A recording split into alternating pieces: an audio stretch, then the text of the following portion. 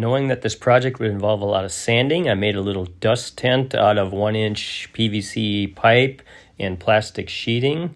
It's a bit inconvenient getting in and out of, but it's not as inconvenient as covering the whole garage in dust or getting in trouble with Sarah for covering her bikes in dust.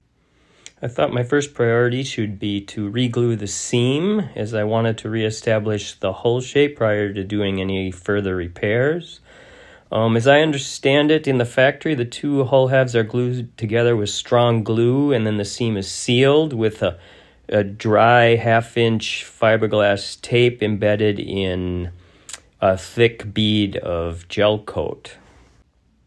I used thickened epoxy to glue the two hull halves together, and masking tape and tie-down straps to hold the halves securely together while it's set up.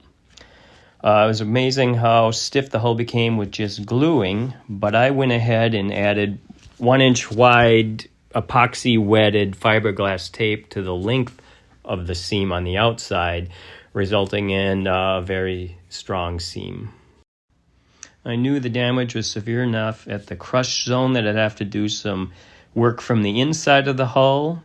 So I basically cut along the two vertical cracks where it was crushed and then made a hatch so I could assess the damage inside and do work. This picture is looking down into the hatch I created. At the bottom of the picture, you can see the pink foam centerline stringer. The top of the picture is the horizontal cut that I made, as well as the seam. Left is aft and right is towards the bow. You can see a major crush right in the center going through the seam, and also some hairline cracks, one going a little bit forward and one going farther aft. I laid up carbon over the crushed area from just below where I cut the hatch all the way down. I also put in strips of carbon along those hairline cracks going fore and aft.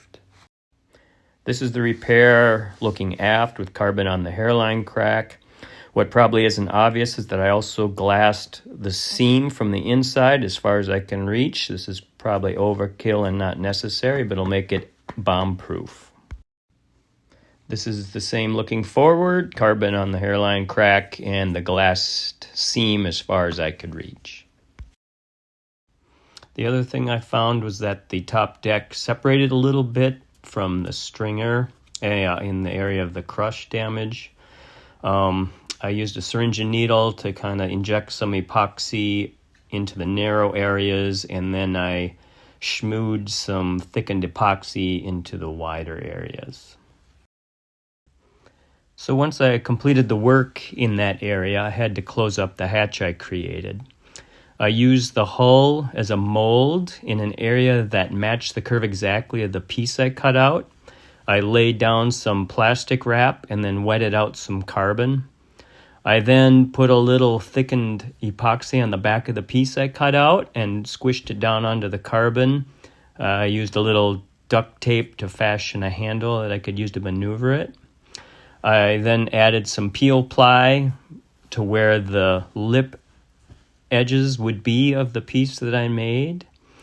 And then I cinched it down tight with some masking tape and allowed it to set up. So here's the hatch piece trimmed up and ready for installation. I smeared thickened epoxy on the lip all around, and then I used Cleco fasteners to hold it until it cured. So I just put some thickened epoxy in the fastener holes, and when that sets up, I'll just do a light sanding before I carbon that whole thing right there. The other thing I'm going to do up here is this crack right here. I'm going to put some carbon on there. There's some hairline cracks in here. This is mostly pencil on here that you can see. I don't think there's a few stress cracks there. I mean, it's completely solid and there's nothing obvious in the inside, but I'm going to go ahead and put some carbon on there.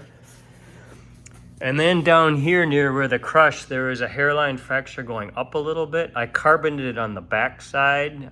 Before that, I tried practicing injecting, but it's so fragile inside that it just seemed kind of pointless. I kept poking through all the way. So I'm just going to sand that and put a thin bit of carbon on that area there where there's that hairline fracture. And then there's a hairline fracture going back, and again, this is pencil here. You can't see it, and it's completely solid, but you can barely feel it, and it goes back to about here.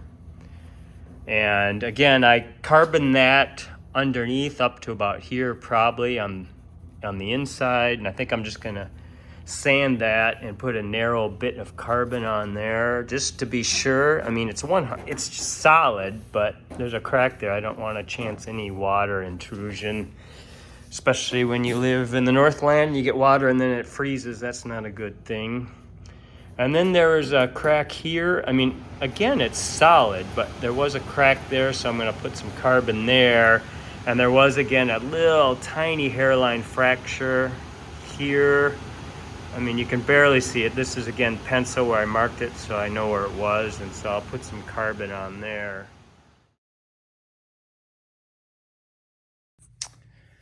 So the damage in this area is completed structurally.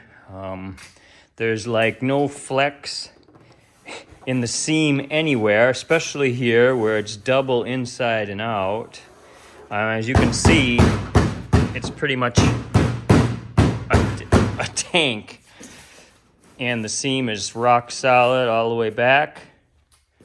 So I think that's going to do it structurally. There's going to be some adventures in gel coat at some point, but before we get to that, we have to address some of the areas in the cockpit.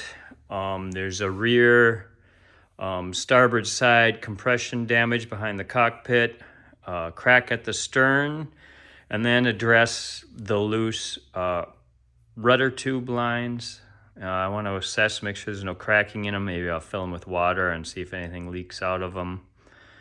But this is very encouraging. I'm not at all doubting this repair here.